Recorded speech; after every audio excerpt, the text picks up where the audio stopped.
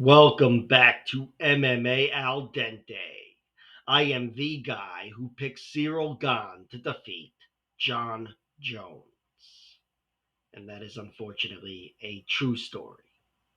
At least it's based on the events of a true story. All right, opening up the main card, we have Waldo Cortez Acosta taking on Rebellis Despaigne. My prediction for this fight is that Rebellis Despaigne has fallen off a fucking cliff entirely, and that he wins this fight by knockout in like 2 minutes, maybe 90 seconds. But nowhere near the man he was when he won 4 fights in 37 seconds, like the streak he's on right now, which I still can't fucking believe. I've seen the fights and I still don't believe them. I feel like they're all in on it or something, getting really Eddie Bravo about all this. But I have looked into it, and as far as I can tell, they're all just legit knockouts. And the guy really is that dangerous. He's that big, that tall, and he's that good of a striker. Moves really well on his back foot.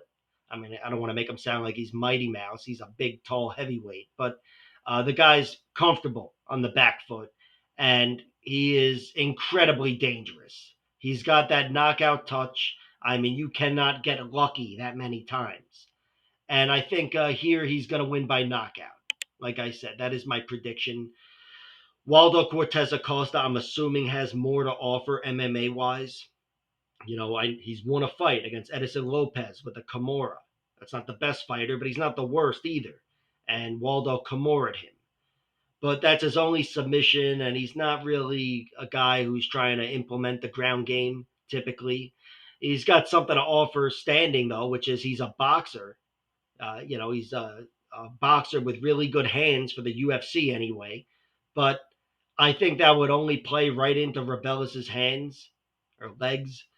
And I also think he's Waldo Cortez Acosta. I don't trust him as much. He hasn't been finished in MMA, but he's been finished twice in boxing. And I've seen them because this is MMA al dente. So, of course, I fucking seen him. But one time he was taken out with one big shot. These are heavyweights. Shit can happen. The guy was a really good boxer. At least it looked like it to me. What the fuck do I know? But I know if it can happen in some boxing match, it can definitely happen here with Rebellis Despaigne wearing a glove that is meant to protect his hand and only his fucking hand. So I've got Rebellis clipping that chin. I'd love to see Waldo strike his way into a takedown. And I mean, I would think that's what he's going to try to do. But I think maybe he can prolong the inevitable, but inevitably this turns into a striking match, and I don't think that's one that Waldo wins. He's looked really good in the UFC. I mean, he's had some close battles. I thought Jared Vendera was really taking it to him with leg kicks, and Arlovsky in the end kind of made that close, but that was such a dog shit fight. It's like it never even fucking happened as far as I'm concerned. But I don't think he's got enough to get by this simple level 1 danger, level 1A danger of Rebellis Despaigne just having to touch your fucking chin. I think Waldo will be in better shape than the guys he's beaten, the best of which is Josh Parisian, who's not a bad fighter at all, and no one's gone through Josh like Rebellis did. But Waldo is still, at the very best, a guy who would stylistically play into Rebellis Despain's hands. So I consider this a stylistically favorable matchup, and I've got Rebellis winning by knockout, as he should probably do in any stylistically favorable fight. I'd love to be wrong. I'd love to see Waldo Cortez Acosta win by submission, especially. But I think even if Waldo was to win, TKO would still be more likely on the ground. And of course, if anybody's winning a decision, I'd say it'd be Waldo Cortez Acosta, and probably a very dreadful fight. I will wait for the props. As of now, my only bet is on the under because I consider that a bet primarily on Rebellis. Rebellis's money line is very close to under 1.5 rounds. I don't even love 1.5 rounds, but again, I just consider it a bet that it encompasses or encapsulates whatever the fuck every path to victory for Rebellis Despaigne, which is an early knockout, in my opinion. So Well, I just hope it's a good fight. I kind of hope Waldo Cortez Acosta can tame him, but I know if I'm wrong or if I'm right in this case, it's going to be a violent finish, and that's never a bad thing. Next up, we have Alex Caceres versus Sean Woodson. My pick for this fight is Sean Woodson wins a decision. I think Sean Woodson is an excellent striker, and generally he's going to be able to fight his fight here. He's really got to be careful, though, and not give Bruce Leroy the opportunities to take his back or to get him down in any way, because Alex Caceres, Bruce Leroy, that is, has a distinct advantage on the ground. Even though Bruce Leroy, that's where he's been most susceptible. He's got 7 losses by submission himself, 5 of which come by rear naked choke. But Sean Woodson shouldn't be finishing him by submission. Even though Sean's grappling's been coming along lately and we've seen new wrinkles in his last few fights, it's not going to be enough for Alex Caceres. Pretty much my exact thoughts on Vitor Petrino versus Anthony Smith. But still, and I am the guy who picked Vitor Petrino. So, whatever. But I do think Sean Woodson will be able to keep this a striking bout. Alex Caceres is not the most imposing athlete. He's not the best wrestler. And Sean Woodson, on the feet, he's got 4.5 inches of height and reach and superior hands. I think Bruce Leroy could present problems for him in a pure striking bout just because he's so funky. But I don't think it's going to be enough to overcome Sean Woodson's striking combined with his height and reach. And as for the danger, Bruce Leroy's only been knocked out once, and it was to Francisco Rivera. I don't think he should get knocked out here. I think his chin is safe, although Sean Woodson knocked Terrence McKinney out with a flying knee. But Sean Woodson brings a different kind of TKO threat. He brings the volume and the body shots and the overwhelming. That could happen, but I still think if he was to win this fight, it'd be by decision. That is his overwhelming path to victory, the decision. That's how I see him winning this fight. As for his weaknesses, he's been submitted once. That's his one loss. It was to Julian Erosa, a round 3 Darce choke. Julian Erosa is a guy that, I mean, even though he's coming off a beautiful win, a lot of people still underrate him. And, maybe not underrate him. He's rated exactly where he should be. But the point is, if he didn't have a weak chin, that button that you could hit, like Alex Caceres did last year, where he knocked him out with the head kick. But if he didn't have that button, Julian Erosa, he's a killer. And especially deep into the fight, he's a big problem. And there's no shame in the 3rd round submission loss to Julian Erosa. I don't count that as a major strike against the submission skills of Sean Woodson. I just know in general, because of his fighting style, that it's probably his biggest weakness. But also, he was knocked down and knocked silly and really knocked out briefly with an illegal strike against Luis Saldana in their fight, which was a draw. I thought Luis Saldana, even with the point deduction and whatever, generally got the better of him in that fight. But I still thought Sean Woodson showed a lot of great traits. A lot of great traits to even have a chance at winning, at going to a draw. And he showed them all. Really tough, tenacious fighter. And look, I can't praise his cardio, but it's not like you can fault him for cardio for having a shitty 3rd round in that fight, because he was dead in the 1st round. But still, he's got weaknesses, and there's shit that could be exploited by Bruce Leroy. Bruce Leroy is not a guy that has to go through you in a conventional Nurmagomedov sense, ripping you to the mat. He's just a guy that needs to have you overextend, and he can turn a corner and choke you out like he did to Seung-Woo Choi. He's a guy that Bruce Leroy has excellent cardio. We've seen him in 5-round fights. He's got excellent cardio, and certainly for 3 rounds, there's no weakness for him there. I think he just will be caught on the wrong end of a striking battle here. I think he's going to be caught in a striking battle, and he's not going to have enough to overcome the natural advantages of Sean Woodson combined with his excellent volume striking. So Sean Woodson controlling this at range and, of course, on the inside, getting the better with his hands is my pick. I'm going to play him to win by decision because I think that's his primary path to victory. Right now, he's at about 2-1 as a favorite. But I'll look for the Bruce Leroy props as well. They've got something that seems off. I'll play that because believe me, I see the weakness in Sean Woodson. He's still developing as a fighter, and Alex Caceres stopped developing fucking 10 fights ago. So we'll see what happens. Up next, we have Carlos Diego Ferreira taking on Mateusz Rebecki. My prediction for this fight is Carlos Diego Ferreira pulls an upset. And I'm aware of how fucking stupid I sound for saying that. Because on paper, it just looks like this fight is going one way. I mean, these guys are trending in polar opposite directions. Rebecki is 31 years old on like a 16 fight winning streak, and he's killing most guys he's fighting, even at the UFC level.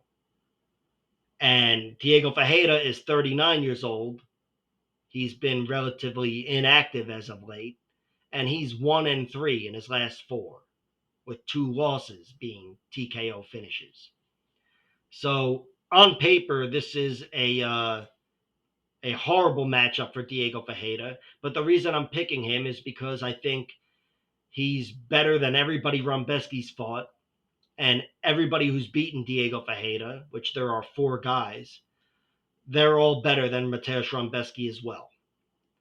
So despite having a lot of things naturally going against him anyway by being 39 and whatever, I still think Diego Ferreira is going to be able to surprise Mateusz Rebecki. He's probably going to have to do that by keeping this fight standing, even though Carlos Diego Ferreira has excellent grappling. I just think that's his quickest path to defeat here. Not even that Rebecki's got better grappling, but I think Carlos Diego Ferreira would have a greater chance of fatiguing, because that's what happened against Gregor Gillespie especially. I mean, he had that fight won, and he let it slip away when his cardio failed him. And also against Gamrot, I can't really attribute that fully to cardio, but still, Mateusz Gamrot is one of those wrestling beasts, and he was thoroughly out wrestling Carlos Diego Ferreira. I should say, consistently out wrestling him, but nothing was thorough about it. Every time he took him down, Diego Ferreira popped right back up. But then he slowed down a little in round 2, like I said, and that's where he was controlled and eventually taken out with a knee to the body, which I still don't know exactly what happened there. It might have just hurt and he hit the wrong spot, or he might have fucking hit a rib and broken a rib or whatever. I don't fucking know. But I think Diego Ferreira, if he's not fatigued in this fight, I think he's got enough skills to hand Mateusz Rebecki his first loss since his 4th fight way back when. Diego Ferreira has excellent striking. He's a better grappler for sure, but his striking has been there for him at the UFC level. He's got 4 TKOs and knockouts, and all 4 of them take place inside the octagon.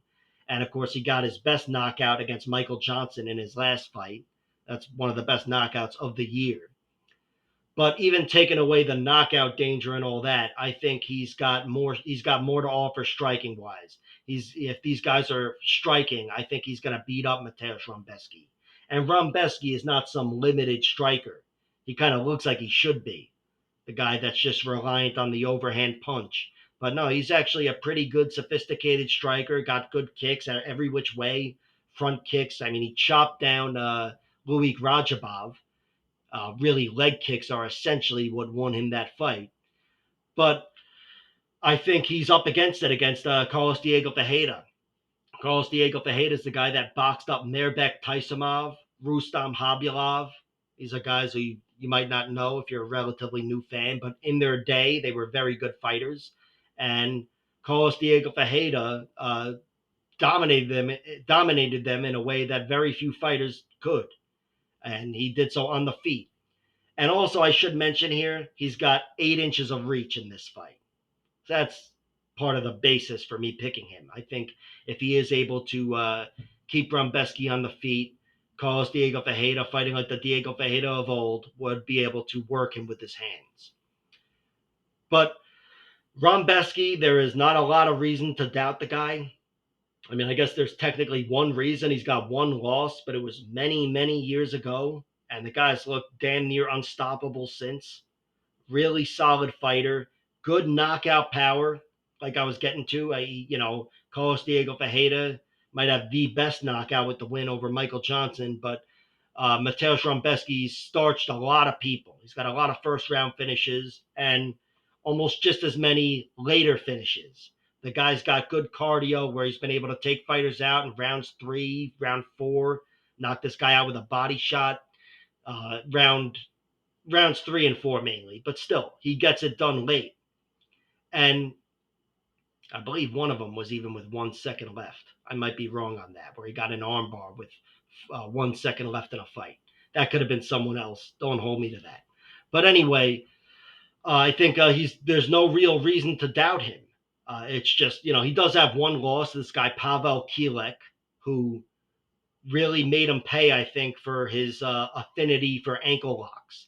Because he started off his career, Mateusz Rebecki, going 3-0 with 3 heel hooks. And even the one amateur fight that I've seen was a heel hook victory as well, I believe.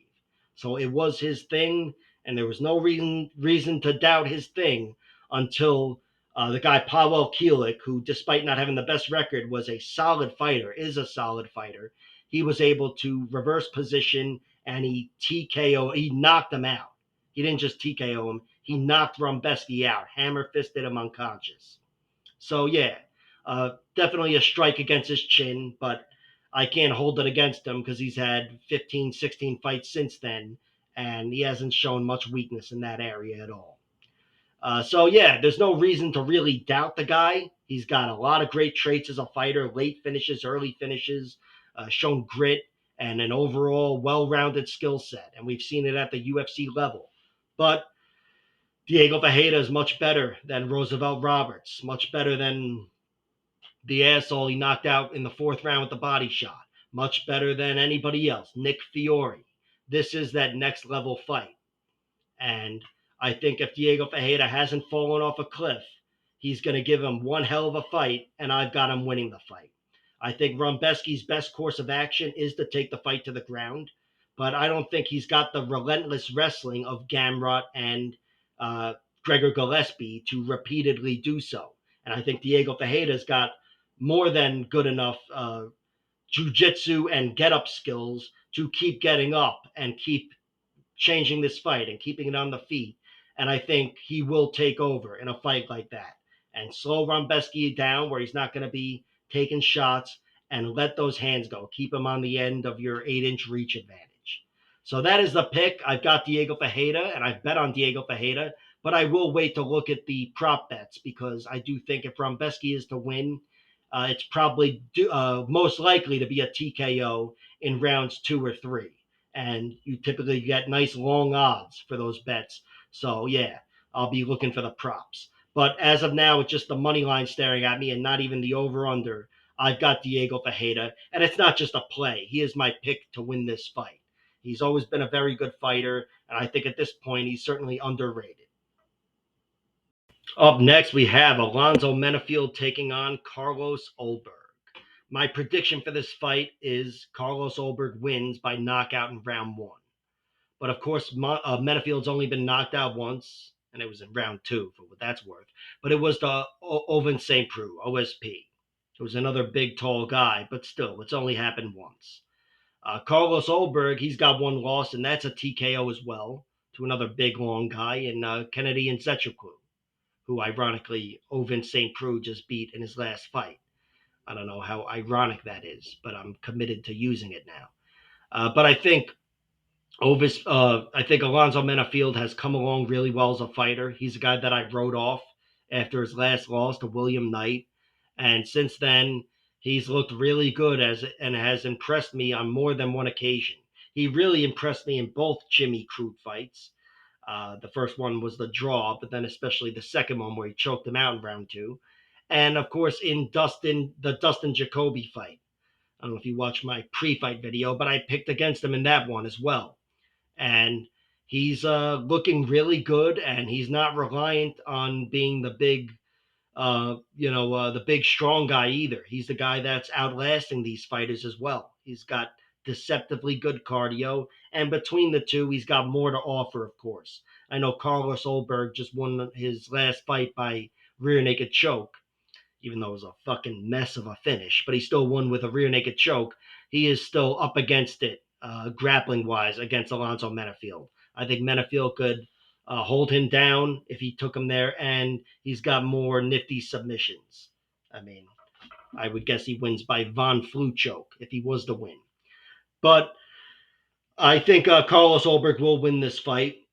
I think he's been working really hard on keeping fights standing, and he's been able to do a good job keeping it standing. And I think he is just much more dangerous on the feet, even though Menifield probably hits a lot harder punch for punch. Carlos Ulberg's a much more sophisticated striker, a lot more natural tools. He's comfortable with someone coming at him, and I think he's going to piece up Alonzo Menifield and get him out of there relatively early. Of course, if I'm wrong, I would still favor Carlos Ulberg to win, unless, of course, he was taken down. But I think he would keep the fight standing and jab up Alonzo Menifield and cleanly outstrike him. Carlos Ulberg's not one of these guys who's looking to risk it all either. He's a guy who's fine, really comfortable keeping you on the end of his jab and just winning a slower fight. We've seen it a few times in the UFC. But Menifield, he's got more ways to win, certainly. I think he can try to go through Carlos Ulberg with power and try to reach him because he does have better power. And the one time Ulberg was taken out was, again, when Kenelin Cetricu took him out in round 2, but it was at the end of round 1. Either way, I think Carlos Ulberg's going to keep this fight at his range. He's going to be dictating the fight, and Alonzo Menifield is not going to be able to impose himself on Carlos Ulberg. He might try to close the distance and make this a tighter battle, but I think Ulberg's going to keep himself safe and keep it at distance, and Menifield's just not going to have anything to offer him there. Maybe timing a nice wild shot here and there, but in between, he's going to be getting pieced up and losing all the small moments. So Carlos Ulberg is my pick. I do have him winning by knockout in round 1, even though he just won by submission in round 3 and whatever. But I think this is going to be a fight where he's playing the matador and he's going to clip the bull right on the chin, handing him his second knockout loss. In the co-main event, we have Joaquin Buckley taking on Nursultan Ruziboev. My prediction for this fight is Ruziboev gets a knockout. I bet on his money line, and I'm going to bet on the props probably a few different ways, but certainly him winning by knockout. I think he is up against it technically against Joaquin Buckley. I think Joaquin Buckley is a much better striker than him. But I think Nursultan Ruziboev is pretty damn tough and pretty damn dangerous himself. Not to mention he's got 7 inches of height. And I don't know the reach. Buckley's got pretty long arms. I'll bet the reach isn't anywhere near the height, but I'm sure there's a disparity there as well. But Nursultan Ruziboev, he's looked great in the UFC so far, and he's been on quite a winning streak. This guy does have 8 losses. He's got 1 by TKO, or knockout really, 1 by submission, and the rest are all by decision. I've seen the knockout loss, which was 10 years ago. He was clipped with the left hand and pounded out. It was one punch that got him out of there early in round 2. And I've seen a few of his decision losses, the last 2, I believe. And he didn't look good in these fights, especially his last loss to the guy Boris, I think. He just looked really sloppy there and was being manhandled. But he still showed to be tough to get out of there, and he showed heart, too, trying to make things happen. But his grappling was certainly lacking in both fights, mounted in every round and controlled, and he doesn't look like the perfect fighter. But again, his last loss was 5 years ago or so. Close enough. And Joaquin Buckley, his losses, he's got 6 of them, I think, and 4 of them are by knockout. He's got questionable chin, certainly. Chris Curtis knocked him out. Alessio Di Chirico, guy Jackie Gosh. I don't even need to look this shit up. I know it's Jackie Gosh, and I know he won the rematch. And also Kevin Holland, of course. So it is a weakness, and it's a weakness moving forward, and it's the basis for me picking him. But take away that chin, and I'd be picking Buckley to win easily, even if he had a gigantic reach disadvantage against Ruziboev. Because Ruziboev, while he's got good offense everywhere, he's just not a clean striker. He leaves himself vulnerable. He's a guy who's He doesn't move around so well. I mean, he's gotten better, getting to the UFC level, but he's still hittable. And a guy that hits as well as Buckley and especially moves as well as Buckley, I think that could cause trouble for him, certainly. And I do think it will cause trouble for him, but I think he's going to be able to withstand the danger, and Buckley won't be able to withstand the danger coming back at him. That's the basis for the pick. Ruziboev, he's one of these guys, kind of like Esteban Ribovic. He's really high on the Kimura. That is his move. And a lot of his wins, especially as of late, come by Kimura. And even fights where he doesn't win with a Kimura. I saw him win one with a rear naked choke, and he set it up with the Kimura, hit a beautiful sweep. And in these losses I was talking about, he's hanging on a Kimura and reversing position, hitting sweeps. He's too reliant on it, and I do think that will cost him. He's hanging on a Kimura with somebody that's a little better of a grappler than Buckley and can pin his arm or take his back. But Buckley, his basic counter to that will be trying to punch you in the face. And that might work against Ruziboev, but I do think Ruziboev is safe grappling with Joaquin Buckley. Buckley, his cardio has been pretty good. I know he was taken out in round 3 by Kevin Holland, but I consider that a failure of his chin. I'll always go back to the Nasruddin-Imavov fight, where Imavov was kicking his ass early on, and Buckley outlasted Imavov and had him looking a little desperate in round 3. I think Buckley, if he doesn't get knocked out, he wins this fight overall. I think he's the better, the more competent fighter that can go hard for 3 rounds. And I think he's just better technically than Ruziboev. Ruziboev is violent and risky, though. He will try shit. He got a beautiful knockout with a slam, slamming this guy that put him in a triangle from the mount, actually. And he did that same shit against the guy Boris, the last guy to beat him. Same exact move to slam his way out. Like he's risky and he goes for shit, and I do think that can cost him against more technical fighters and more technical grapplers. But against Joaquin Buckley, I don't think his vulnerabilities are going to catch up to him. I don't think his weaknesses are going to catch up to him here. I think he's going to be a step behind in the striking until he's not. And I can't say it'll look as beautiful as the Bruno Ferreira knockout in his UFC debut, but he did show there he's got a good single punch knockout, because the guy's gotten knockouts every which way. Beautiful knees, going backwards, going forward with knees. He got this one knockout where he kicked the guy after catching his kick. The guy did a somersault and then he timed it beautifully, knocked him out. He's got a lot of overall serious danger, and I think Joaquin Buckley, he's going up against a guy who's only been knocked out once, and it was 10 years ago. So Buckley could be the second guy to do it, but I think he has to do that. Because I think if not, even if he's leading the dance and winning on the points battle, he's fighting a guy that's too dangerous and too risky, where he'll actually give himself a shot at getting the finish. And I think Joaquin Buckley will get finished. So the official pick is Nursultan Ruziboev gets a knockout at the end of round 1, let's say. And I bet on Nursultan Ruziboev, but I'll wait for the props because I think Nursultan Ruziboev's only real path to victory here is knockout. Again, I think he's losing the points battle, even though he's twice as big as Joaquin Buckley, and I would usually have that going the other way. And even though he's got a lot of submissions to his name, Joaquin Buckley looks like a really tough guy to submit anyway. He's a guy who's got heart, and I think the only real way to take him out of the fight is hitting the button. So I'll see what Buckley's props look like. Maybe even him winning by decision is most likely in this fight, believe it or not, and even considering how dangerous Buckley is. So if anything jumps out, I'd be looking to play the other side. But really the only real prop I'm looking to play in any sort of a major way is Ruziboev winning by knockout. Because that, I can say, is really his primary path to victory here, for sure. So we'll see what happens. And in the main event of the evening, we have Rodrigo Nascimento taking on Derek Lewis.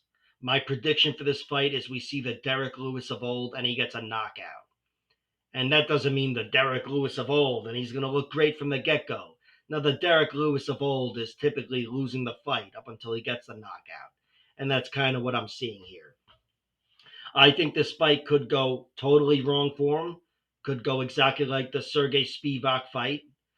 I doubt anything could go like the Jailton Almeida fight, but the point is he's definitely the worst grappler between the two guys. Rodrigo Nascimento is not your typical heavyweight grappler. He's above average.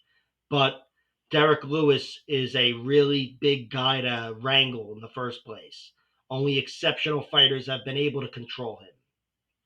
And I should point out that in his first like 6 wins in the UFC, he was controlled in those fights, taken down and mounted in most of them before turning it around and getting a knockout win every time. But the only guys that go through him on the ground are Daniel Cormier. I was at that fight. Sergey Spivak and Jailton Almeida, even though he didn't go through him completely. He just really won the fight there, if you call that a fight. But I think Derek Lewis, despite not having looked great and despite having been TKO'd a bunch lately, he's been TKO'd in the majority of his losses, and a few of them have taken place lately. He's got a lot of negative momentum, whatever you call that, but I still think he's going to win this fight. I think Rodrigo Nascimento is going to have a hard time wrangling Derek Lewis, and even if he does, Derek Lewis has that black belt in Derek Lewis Jiu-Jitsu, so he will just get up, or at least try to, and I think Derek Lewis always has that knockout threat. If you don't believe me, go ask Marcin Tabora and especially Alexander Volkov. And look, if they do get grappling too, I say this every time I break down Derek Lewis, he's not bad on the ground. I mean, you throw a jiu-jitsu gi on him, and he probably doesn't fare well with anybody. But on the ground fighting, he is not bad. And that includes even aspects of jiu-jitsu. Derek Lewis is heavy on top. He knows how to mount opponents, and he's put quite a few away from the mount, even at the UFC level. If you don't believe me, go ask Shamil Abdurakhimov and a few others as well.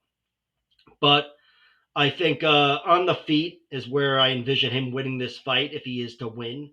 I think it will be Rodrigo Nascimento not being able to get the fight to the ground, really pressuring Derek and staying in his face and winning the fight.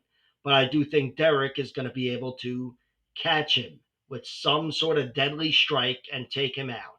The one loss that he has, Rodrigo Nascimento, is to Chris Daukaus, who was the former greatest heavyweight in the world a few years ago before he became the worst light heavyweight in the world. But I think that was speed. That was speed. That's not something that a lot of other heavyweights have. Of course, Derek Lewis isn't going to be cutting down the light heavyweight anytime soon.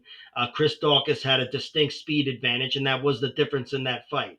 But Derek Lewis, he's still got his own unique traits where I think he can combine the troubles that Dontel Mays gave Rodrigo Nascimento with some deadly knockout power and that magical touch.